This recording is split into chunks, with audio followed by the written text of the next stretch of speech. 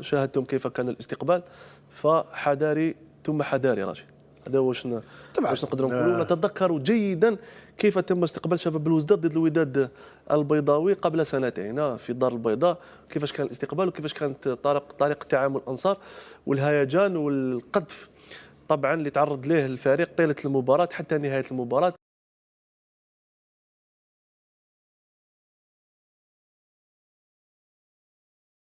من جديد مشاهدينا الكرام في الجزء الثاني من برنامج بلاد سبورت. وقفنا عند رشيد رجراج على ربما الاعمال التسلسليه ان صح التعبير لاتحاد العاصمه والاتحاد الجزائري لكره القدم من اجل الذهاب بعيدا في قضيه ما اصبح يعرف بمباراه نصف نهائي الذهاب بين اتحاد العاصمه ونهضه البركان وقضيه الاقمصه الخاصه بالخصم. رشيد دونك تكلمنا مع نهايه البرنامج كيف هي الطريقه المناسبه وهي العمل تدريجيا على مستوى الاتحاد الافريقي لكره القدم حتى لا يهضم قانونيا حق اتحاد العاصمه في الطاس والاتحاد الدولي لكره القدم، وبعدها ماذا يجب ان يفعل كل من اتحاد العاصمه والاتحاد الجزائري لكره القدم في هذه القضيه، خاصه في الوقت اللي رانا نسمعوا تحليلات من هنا ومن هناك يقول لك القميص مرخص من طرف الكاف فكذا وكذا وكذا وكذا. ماذا بينا نوضحوا اكثر لانصار اتحاد العاصمه لحد الان والشيء اللي راني نتبع فيه ما عنديش يعني معلومات من المصدر، ولكن الشيء اللي نتبع فيه ان الاجراءات اللي راهم يقوموا بها نادي اتحاد العاصمه والاتحاد الجزائري لكره القدم راهي سليمه، يعني اجراءات سليمه وراهي قانونيه. يعني جيد. كما يقولوا يا دي زيتاب دو ريكور كي زون ريسبكتي. مانتونون واش كاين في الميموار في المقال ما على بالش كان في المقال، يعني واش هما الطلبات واش الى ماذا احتكموا، واش هي القوانين اللي احتكموا لها، يعني حتى القوانين ولا اللوائح اللي احتكموا لها ولا اللي اسوا عليها العارضه تاعهم ولا المقال تاعهم مقال الاستئناف راهي واضحه، يعني ما كانش بزاف.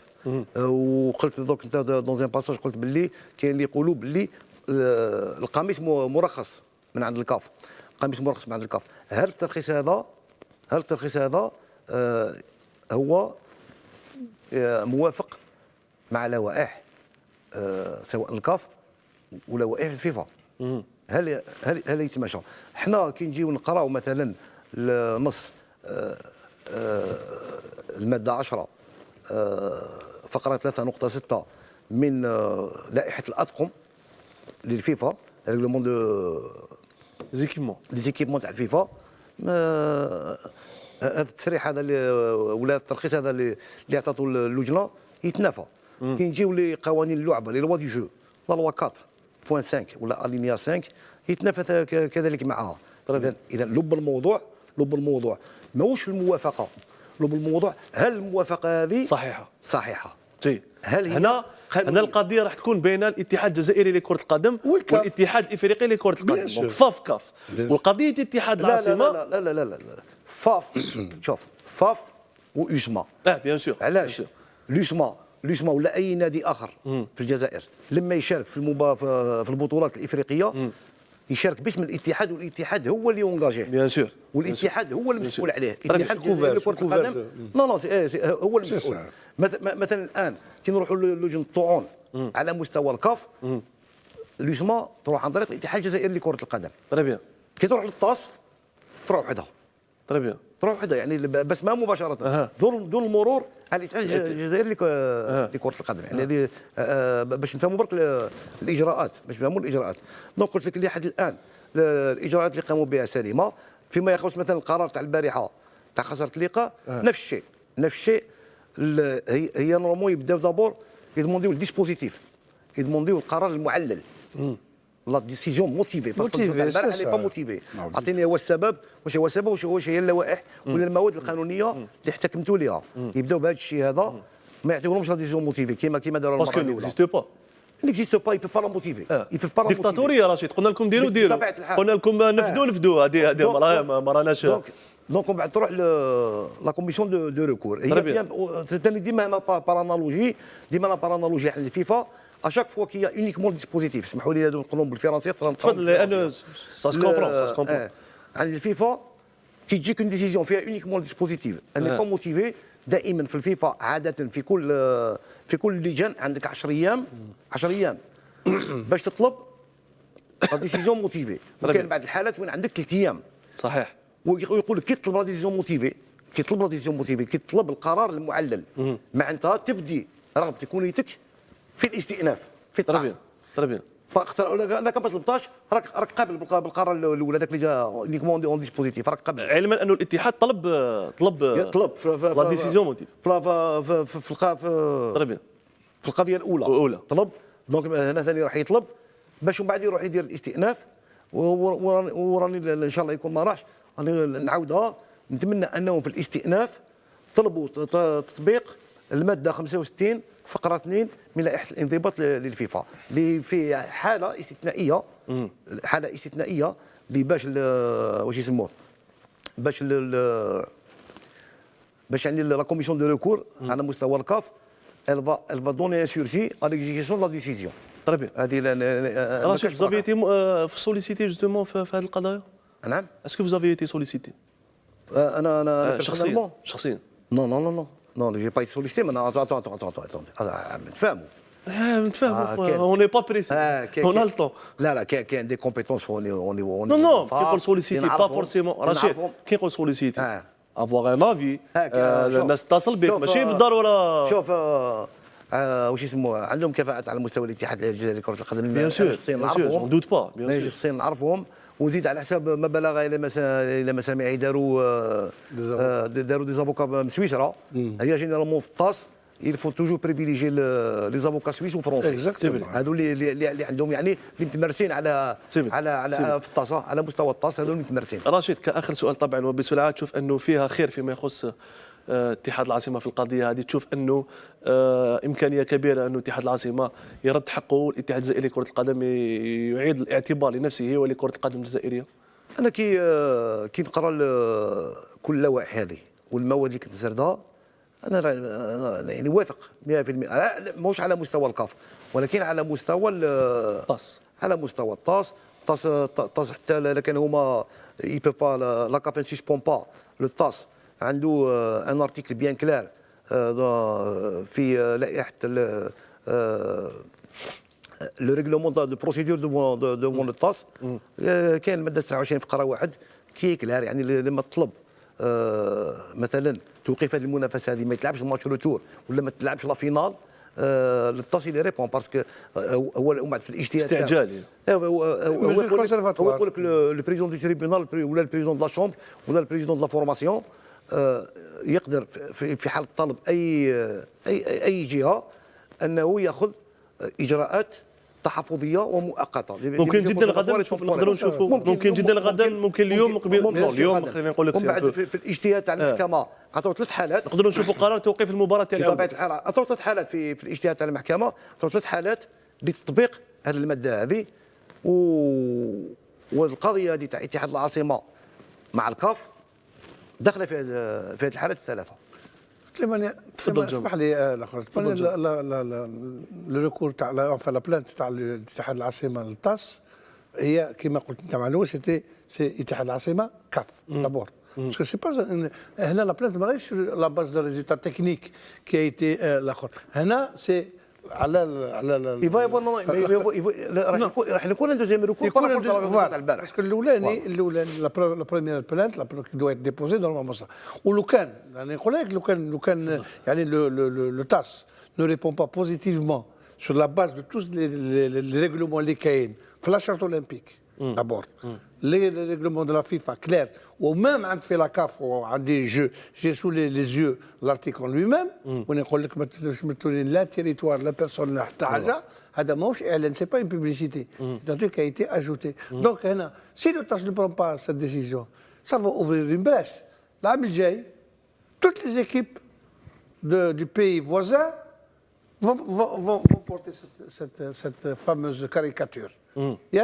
Et tous les clubs اللي يتلاقوا بهم vont se retrouver في نفس جمال خريطه نقول لك برك جمال دونك لازم اليوم نقولوها هي خريطه استعماريه بيان سور استعماريه هذه ما فيها حتى شك كيفاش هما بداتهم ما يستعرفوش بالكارت تاعهم، ما يستعرفوش باسكو اختار يدو تندوف، اختار يدو تلمسان، اختار يدو سو لي ريزو. ونعرف جيدا منين جاي هذا التفكير، نعرفوا منين جاي احنا. بيان سور. هذه الافكار التوسعيه هذه نعرفوها مليح منين جايه. مي بيان سور. دونك عندك تدخل رئيس، عندي تفضل. تدخل في هذا الميدان. بالنسبه للحادثه هذه نظن انه لي مايو احتجزوا في مطار هواري بومدين صحيح. من طريق الجمارك. صحيح. ممكن طرف اخر يساعد الاتحاد العاصمه، لأن السلطات المدنيه حجزت هذه الماده اللي كانت تستعمل كاشهار سياسي غير مرخص به، وحنا نعرف انه هذا وفد اجنبي دخل القطر الوطني باش يشارك في منافسه رياضيه وحب يستغلها لدعايه سياسيه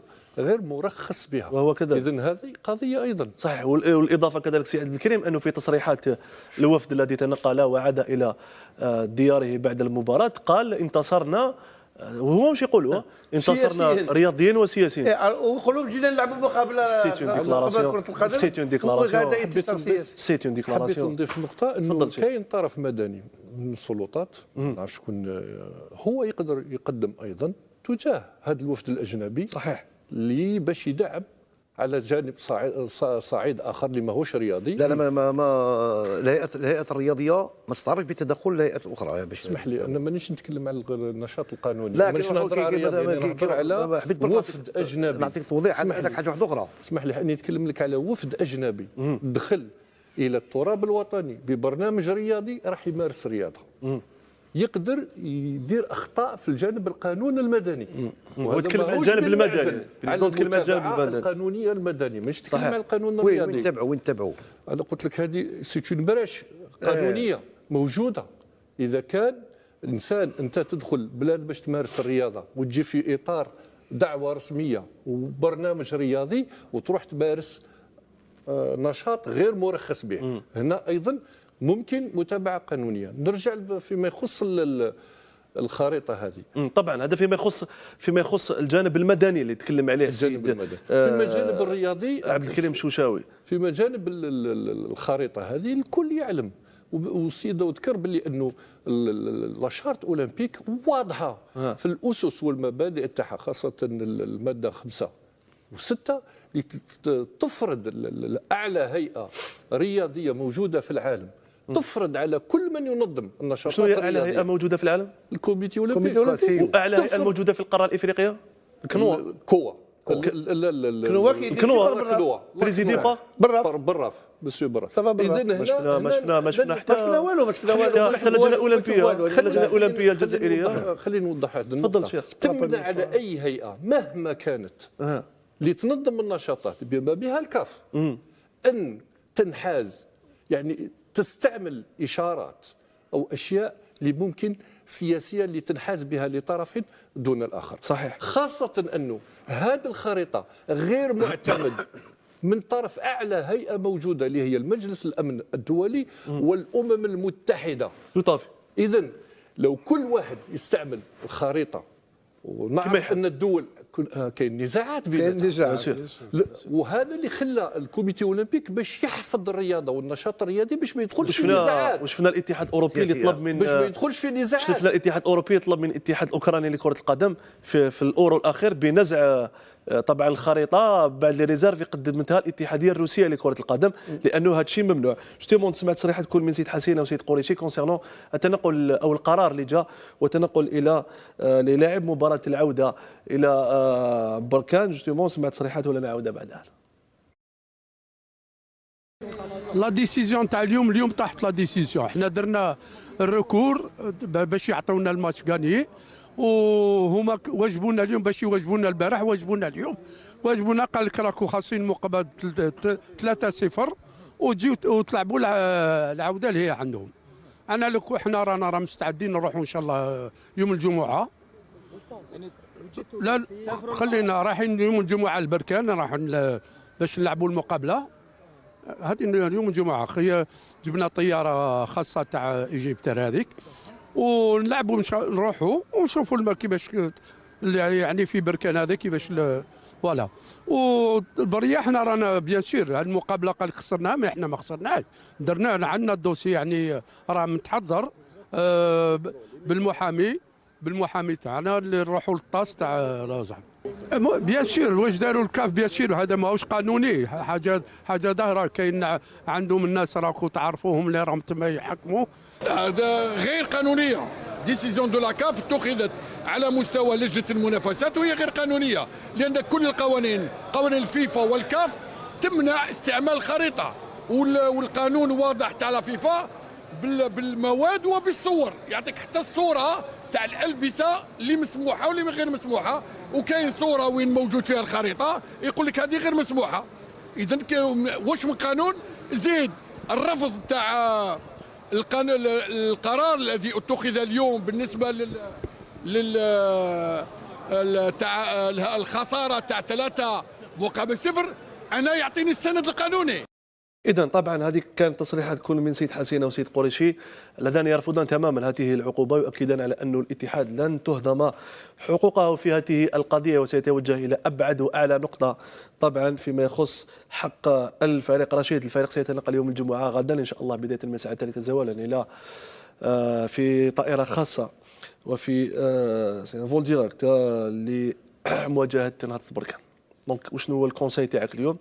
أنا المعلومات التي أملكها أن اتحاد العاصمة إذا تم دخول المنافس بنفس الخريطة وبنفس الشعار وبنفس القميص، الاتحاد لن يخوض المباراة مهما كان الثمن، لأننا الفريق هو الاتحاد الجزائري لكرة القدم، والجزائر تؤمن بقضية، فلن نؤمن بها هنا فقط بالجزائر، وإنما نؤمن بها في كل ربوع العالم. طبعا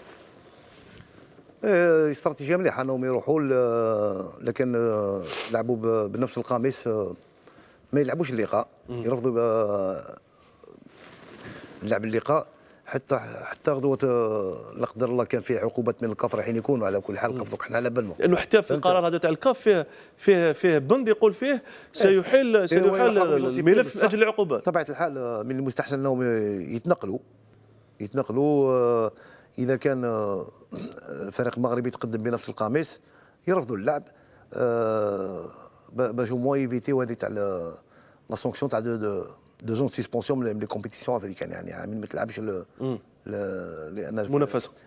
هذه نلقاوها في الماده 11 فقره 16 تاع لائحه الكاف حول المنافسه اللي تاع لا كوب دو لا كاف، ريغلومون دو لا كوب دو لا كونفيديراسيون ارتيكل 11 الينيا 16. هذه ارتيكل 11 الينيا 16. الكادر ما فيهاش لا سسبونسيون تاع عامين.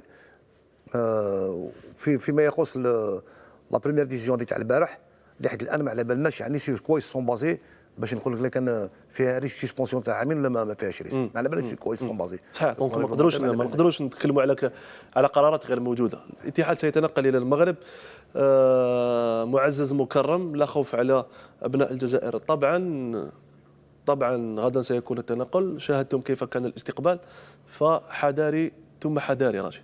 هذا واش نقدروا نقولوا. نتذكر جيدا كيف تم استقبال شباب الوزداد ضد الوداد البيضاوي قبل سنتين في الدار البيضاء، كيفاش كان الاستقبال وكيفاش كانت طريقه تعامل الانصار والهيجان والقذف طبعا اللي تعرض له الفريق طيله المباراه حتى نهايه المباراه. وحرم شباب الوزداد من التاهل ضد الوداد البيضاوي لانه كان احسن بكثير من الوداد انذاك.